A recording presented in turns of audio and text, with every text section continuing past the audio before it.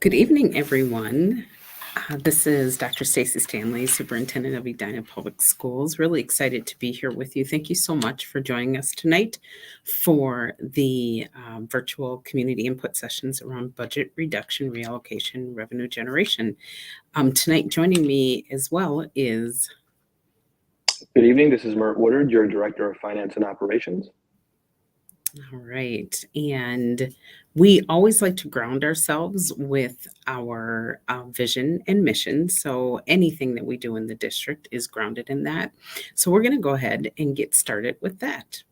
So our vision for Edina Public Schools is for each and every student to discover their possibilities and thrive. And no matter where we are gathering, whether it's in a leadership team or we are really working and referring to where we're at right now with finances, we really use that as our North Star in any of the decisions that we are making. And that we're guided by our mission,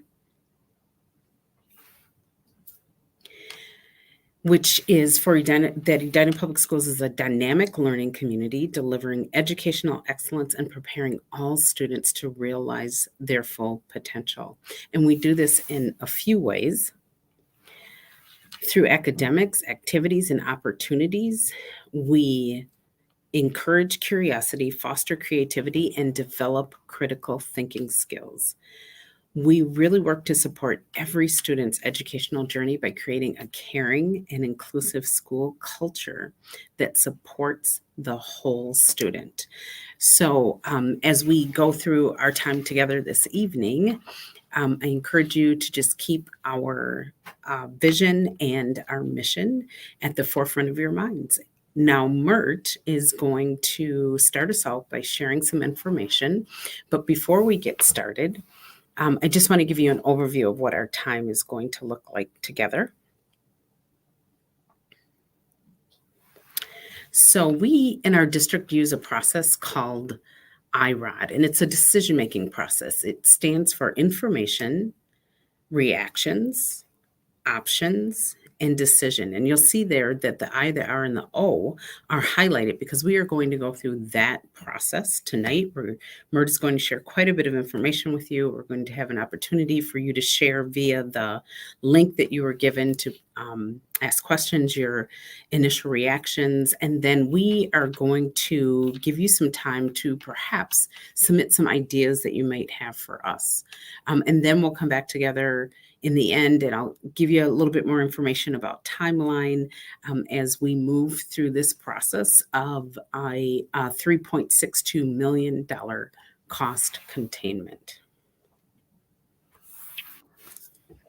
Good evening. For those who may have missed the start, this is Mert Woodard, your Director of Finance and Operations for the school district, and I'm pleased to bring you up to speed tonight on some facts regarding our budget.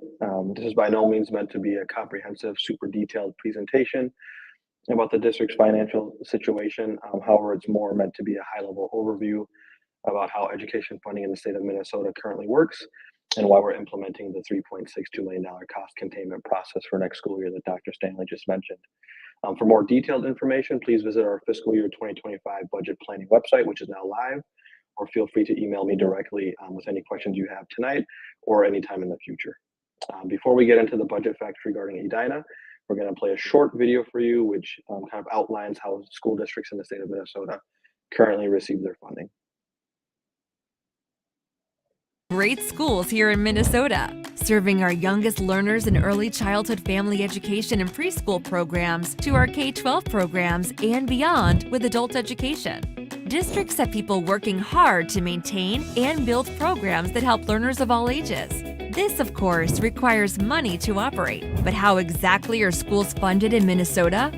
Unfortunately, it's a bit more complex than some of the principles taught in an Intro to Business course. Funding public education is a complicated business.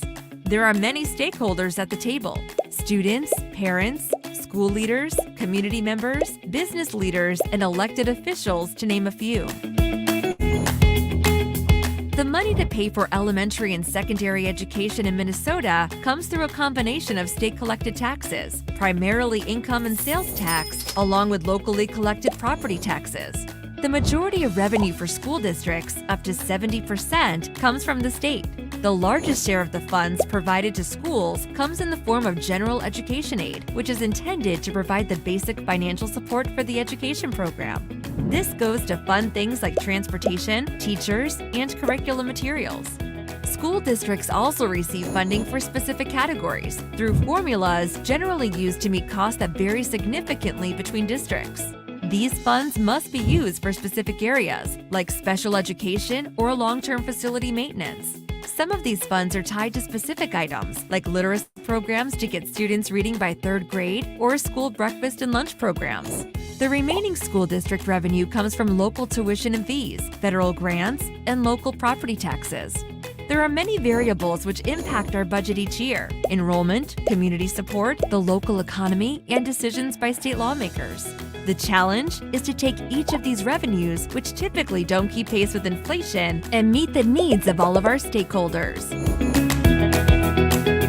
For our budget, we take the revenue we expect to receive and allot the funds in buckets. The largest bucket is for paying our teachers and staff. Other buckets include special education, transportation, operations and maintenance, and administration.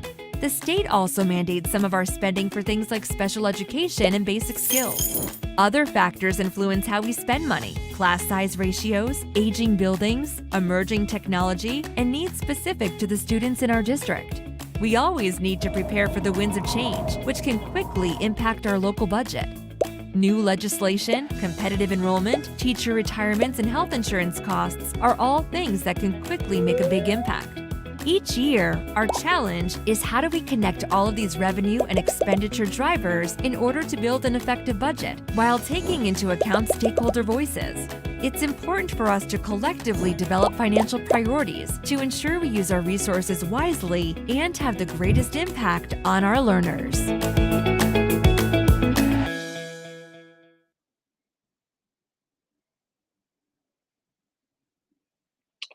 As you know, an education is a very staff-intensive industry, and we're very much a people organization in Edina. Staff compensation represents approximately 79% of the district's $149.4 million budget, which is about $117 million in total. And that ratio is pretty typical for school districts in the state of Minnesota, as well as across the country. That means that any changes to staff, either to the number of staff we employ or to how they're compensated, will have an extremely significant impact on our budget. Again, I mentioned that about $117 million of our $149.4 million budget is dedicated to wages and benefits for staff. So a 1% increase to that is nearly $1.2 million. So highly significant. A tightening labor market and inflation are causing greater increases to wages than we've seen in recent years. When the district creates its budget, it does so using the best available information at the time. Every other year, that means that we know exactly what staff we're going to make. However, some years collective bargaining agreements are set to lapse and we don't have a new collective bargaining agreement in place. In years where that occurs, the district administration makes its best guess at the time as to how those collective bargaining agreements will increase. This year, subsequent to the budget being passed, we did negotiate new collective bargaining agreements for some of our groups, and that's going to result in an additional $4 to $5 million of staff compensation investments the school district will make above and beyond what we budgeted. That's going to create a new expenditure base, of course, in the current year, but all future years as well, that will continue to grow as we negotiate subsequent collective bargaining agreements. And so the district at this time needs to take measures to contain its costs and ensure long-term sustainability, both financially and programmatically. An alternative way of looking at our total expenditures is from a program and service perspective. You'll notice that more than 80% of our total expenditures are allocated and dedicated to classroom activities or services that directly impact learning. And what that means is that we're doing an extremely efficient and lean job with our administrative expenses. And we're at just under 4% in that category, which is among the best in the metro area, which we're proud of. While the district will continue to analyze its administrative costs and continue to be more efficient and more lean. The leaner and more efficient we do get, it makes it more difficult to actually contain costs in that area. We do need to provide a basic level of administrative service. Again, we'll continue to analyze it and tighten our belts in that area, but it does become more difficult over time. News headlines this past year reported that the Minnesota legislature made so-called historic investments in education funding. While that's partly true, and we're grateful for the additional investments that were made in our school district and school districts across the state, it's super important to show you how that funding compares to the high levels of inflation that you are no doubt experiencing in your daily lives, and we have experienced in education not only in the last couple of years, but actually over the last 20 years.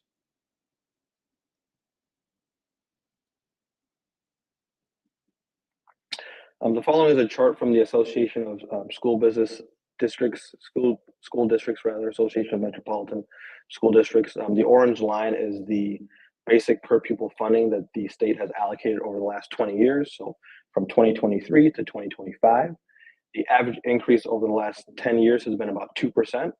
So the orange line is increasing by about 2%. If you add in this blue line, however, this line represents what per pupil funding from the state would have been had increases matched the consumer price index year-over-year increase, otherwise known as inflation. A significant gap, as you can see from the graphic, has accrued over those 20 years, so much so that for fiscal year 25, had the per pupil funding been tied to inflation over the last 20 years, we'd have been experiencing an additional $1,356 per pupil, which in Edina terms translates to about $12.8 million of additional revenue. So that's a very significant amount of money that we otherwise would have received. The school district continues to advocate to legislators at the state level and continues to partner with other advocacy bodies. However, the reality is at this time and in the future, funding is likely to lag behind inflation, particularly inflation to wages. Before I speak about some of our other funding sources and cross subsidies, one of the previous slides did mention our AAA credit rating. That's the highest credit rating that's available to school districts that issue debt. We're one of 3 school districts actually in the state of Minnesota that holds this coveted status, and one of about 92 in the country out of 13,000 plus school districts. What that means is the district is doing an extremely adequate job of managing and stewarding public funds. And that's a direct benefit actually to resident taxpayers, because when we do issue debt, we're able to obtain the best interest rates on the market, which keeps our property tax levels as stable as possible. So we'll continue to do our best to maintain that status, not only for the next year, but for the next several decades. I spoke a little bit about increases to our basic education formula. The state also gives out categorical aids, or aids that are meant to serve specific purposes within the school district. The main one of those that the school district receives is for special education. Special education services are mandated by federal legislation, which was put into place in 1974. It's called the Individuals with Disabilities in Education Act, or IDEA. At that time, the federal government pledged to fully support the costs of providing special education services. However, some 50 years later, we are still not receiving the full amount. Last fiscal year, the school district spent about $26 or $27 million on special education services to students and received only about $16 to $17 million. So that cross subsidy, or the gap between actual services provided and revenue received, of about $8 million are funds that we have to find from other sources within the school district. And that only takes away from not only what we can provide to our special education students, but to all students across the district. Other categories of funding to support English learner programming, achievement and integration programming, safe schools revenue, all suffer from a similar cross subsidy, although to a lesser degree. However, in the aggregate, I'm looking at upwards of $9 million per year, which is a significant impact on what we can do for our students and families each year.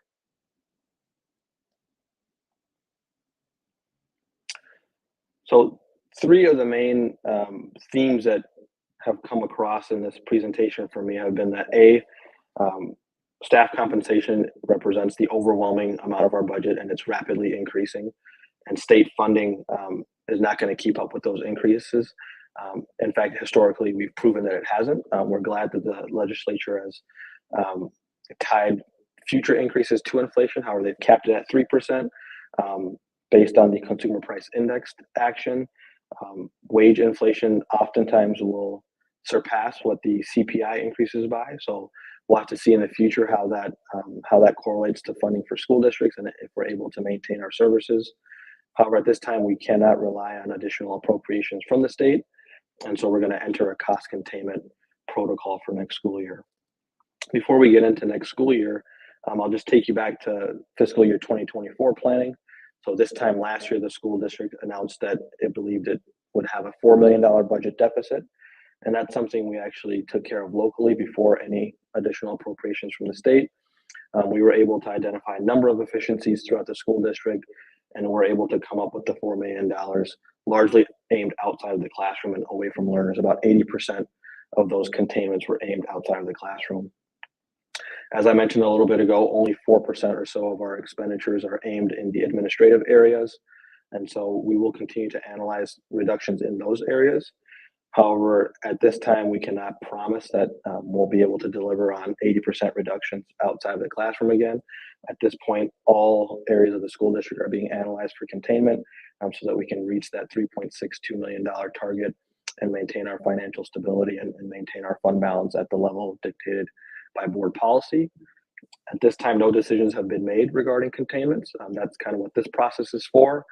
So we'll continue to gather information from those who are with us tonight. We've been at several schools over the last couple of weeks presenting similar information and gathering ideas and feedback. A number of surveys have been sent out, and so we've gotten a lot of information and feedback from those as well. And so we'll kind of compile all that information and bring a recommendation to the school board. And Dr. Stanley is going to present kind of the next steps in that process. Thanks a lot, Mert. I appreciate that. So that was quite a bit of additional information for the community to learn. And I'm sure that you have several thoughts that are circling through your head. Just to reiterate what Mert said, we have held several BRRRG meetings throughout the community. We have collected information from teachers, from our principals, from our staff, and through via the community meetings, we've actually had several people submit questions and ideas as well. And so again, we'll work together to summarize that information so that we can make a determination on a recommendation that we will make to the board shortly here. So I see some comments coming in already. And so let's see, Leanne Hubbard. Thanks, Leanne, for being on. Her statement says, is it meaningful to change open enrollment, either beneficial or less so, to accept more out of district students? So Mert, do you want to talk about that? Absolutely. This has come up several times in our sort of town hall meetings that we've held at our various school sites. It's a great question. The answer is not super exciting. It depends. It really just depends on what our class sizes look like. We do have a board dictated class size policy in terms of where we staff our elementary schools as well as our secondary schools. And so any additional enrollment would have to fit within those guidelines. If they didn't, we would have to open additional sections, which then decreases sort of the efficiency of the revenue coming in because we would have to spend additional dollars. Additionally, we don't know what types of students are enrolling in our school district. You may know that our special education services that this school district provides are kind of renowned across the state and likely the country as well. And so we're glad to serve those students and we do a great job of it. However, those students are also more expensive. So it's not as simple as saying, okay, we're going to bring 10 students in at, $11,000 or so a head and bring in $1.1 million of revenue. We might actually, at the end of the day, bring in a lot less revenue once you consider the additional expenditures that come with that. We also have limited space within our buildings. And so all those factors kind of have to be analyzed and determined. I think at this moment in time, we're at about 80% or so capacity, which is a very comfortable area to operate in. And it's actually near optimal in my opinion. All right, thanks a lot, Mert, for sharing that. And please do add your questions using the form, and then I will go ahead and read those out to everybody who is on the call as maybe you're thinking or even typing in right now. I'm just going to go back to what Mert said as we begin to ask you around for your feedback around how what might be some things that we can either do to help get to our $3.62 million cost containment, or what might be some areas that you want us to really strongly consider before we might impact that area. One of the things that Mert mentioned is that last season, during the legislative session, the legislators put a condition in where, as part of negotiations for teachers, one of the things that we need to look at is class sizes. And as Mert said, that is something that we take into consideration, whether it's about open enrollment or as we're looking at any of the cost containments. And so as you provide your feedback, one area that we have a parameter on is around class sizes. And what we have done to partner with our union is to have an agreement that we will stay within the class size ranges. We have a class size range for every grade level, all the way through high school grades, and that we will stay within those ranges. We will also schedule some time to meet with teachers. Our Human Resources Director is putting that together, and she will meet with a team of individuals a few times a year just to monitor that process. So that's why we have that sandbox there around the feedback, in that we would not be able to move outside of the class range. And sometimes we get feedback that says, well, at the high school level, why don't you have those class sizes at 33 or 34?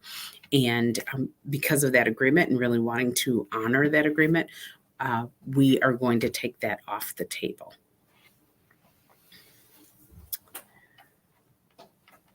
All right.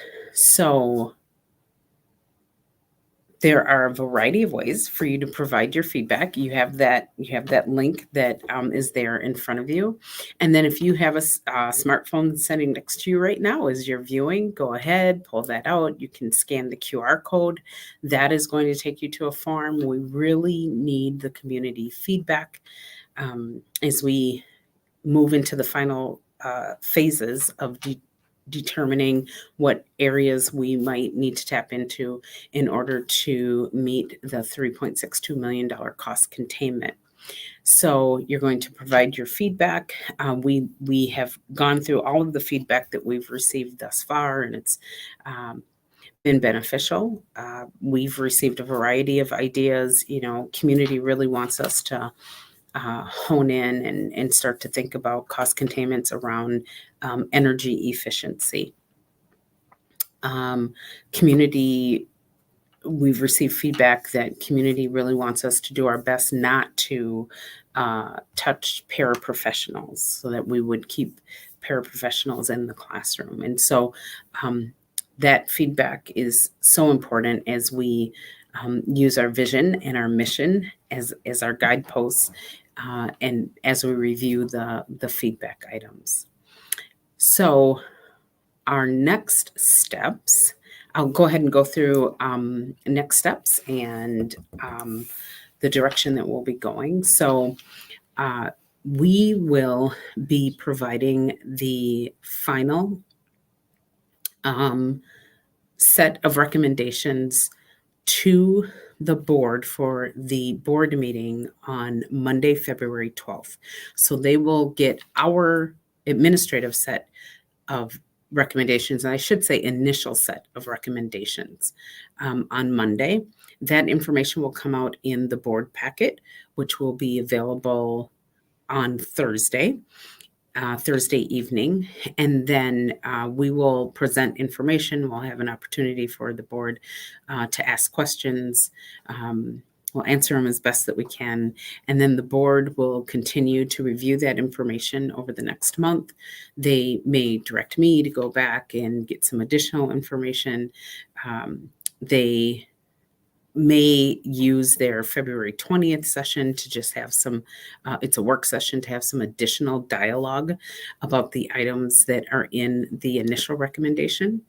And then depending on the feedback that we receive from them, we will make modifications accordingly and submit the final recommendations that will go to the board for their final action on March 4th, 2024. So we have about a month before we would get to the point where we would know the final steps of moving into for that $3.62 million cost containment. Doesn't look like any additional comments or questions have come in.